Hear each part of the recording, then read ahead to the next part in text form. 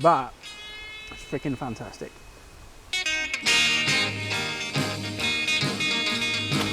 Say, baby, let me hold your hand. I'd love to be your loving man. When you do what you do, I do. Ooh.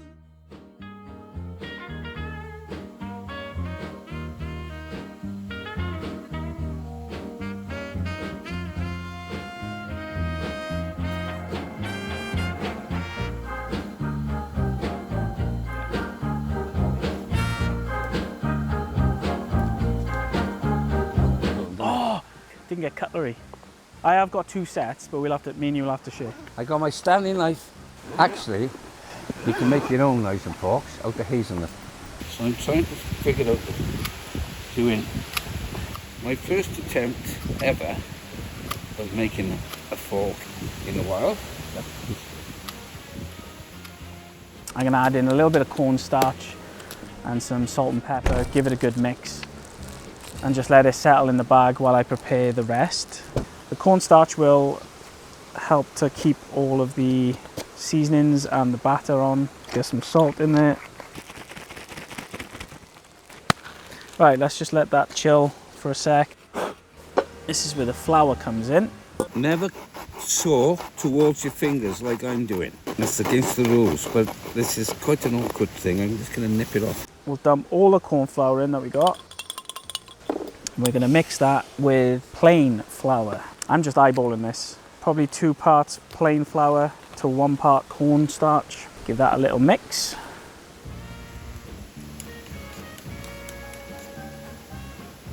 Let's get some seasonings going. I use Himalayan or Redmond's, a salt from a mine in America, so it's pretty low in microplastics and loads of nutrients in them. I've got some nice rainbow peppercorns here, which gives it a bit of colour as well. Chili powder, just to have a little bit of a kick. 10 shakes. That was way more than 10 shakes. 20 shakes. What can I say? I like it flavoursome.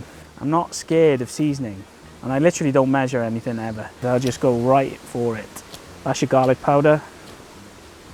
Do like it tasting a bit garlicky.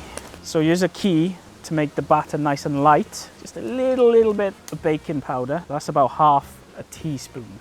That is a fully seasoned batter. Tell you what, Tom, this fork is lovely to hold. What do you think of my spoon? Oh, that's wicked. For my rice and for my chicken. To make it even more light and airy and crispy, we're going to be adding some beer in it. We're going to split this in half, and one will become a batter as a dredge. Is it? Well, I'm asking you. Split this in half, a little over half, maybe 1/3 for the wet and 2/3 for the dry dredge, because we're going to be adding egg and beer to this as well. Oh, here comes the rain. Big style. Wow. Fully covered. Oh, is it actually fully? Yeah, look up above. It's torrential. So 10 brownie points to Tom for the shelter. So we'll add 2 eggs to our flour. Give that a little mix. I've got a task for you if you're up for it. What? Pops. I need my beer now. If you come all this way without the bloody bottle opener. Basics, boy. Just do that knuckle thing. What do you mean by knuckle thing? Right, pass me the knife. Oh, he's hard. Hey, bonjour. I'm gonna add some of this by eye. Only a little bit. That is a lovely consistency. So you want it to coat every chicken piece. It just runs off the spoon, but it's got a bit of hold. That's that one? That's pretty good. That's my fault. Let me touch it then. Oh, you can't. Let me look with my hands. Get a couple of splinters in your food, but extra fibre. Oven mitts for next time. You heard it here first, folks. Because this is an Asian dish, I've gone for sticky rice, which is cooked most of the way. Practicality.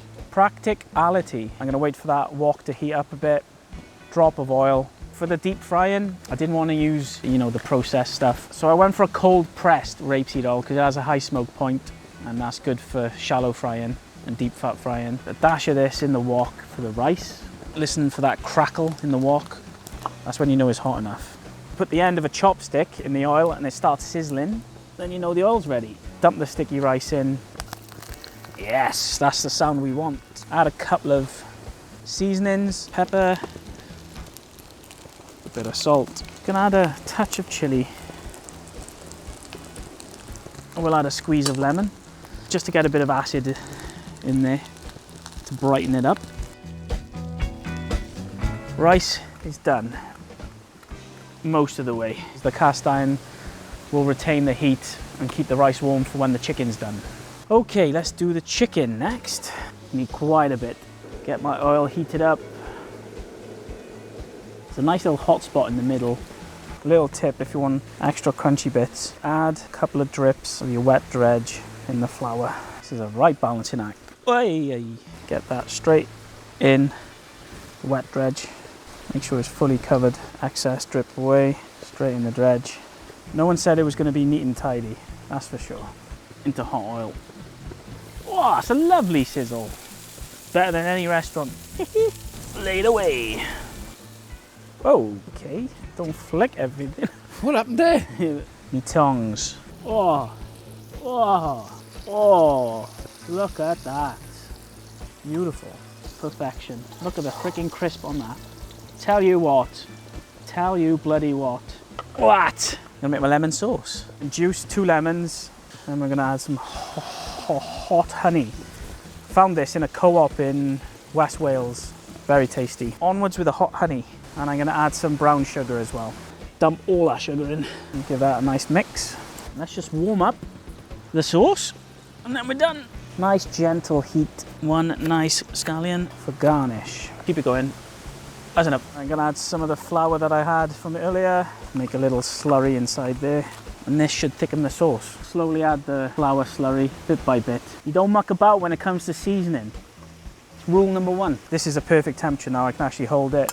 I've let the rice steam a bit, so if I fluff it up now, it's got that nice sticky consistency, and that's ready to rock and roll. If you're gonna do it right. Pièce de résistance. Let's get right in there. Oh, that crunch. Oh, if I could have the plate, please, sir. Oh, look at the consistency on that sauce. One more for good measure. Go. Get that down, you sunshine. Crunch. Chicken's perfect. The spice is just right. That's nice. It's good feedback. I'm getting different flavours hitting me as I go through it. The chicken is gorgeous. I'm just going to try some rice now. Test out the practicality of my fork, which is not very good. Oh, that's nice. I'm going to use my homemade spoon. I don't know what's the nicest, the chicken or the rice. Flipping, eh? When you go to a restaurant and they hit you with these sweet but spicy flavours. Yeah, you need to hit all the flavour profiles. Salt, sweet, sour, and heat. So we got salt, sweet is the sugar and honey, sour is the lemon juice, and heat is the chilli. This is why I come on these trips. Why don't I cook chicken like this every night? Deep fried thigh meat every day. You'd be dead. Yeah, but I'm weighing up the pros and cons here. The pros are The wind, the sun in my eyes, the stream going down there, and I'm not sat on my ass in the house. that's true. It's a good hearty meal. I see what you mean. Oliver asked for more. Freaking hell. Whoa. If you don't hurry up, I'm going to eat this other chicken. You dare. That is flipping good. Try some of this. Yes. Oh my god. Yes. This is That's what I'm good. saying. Happy? Very. Not even lying. Or exaggerating.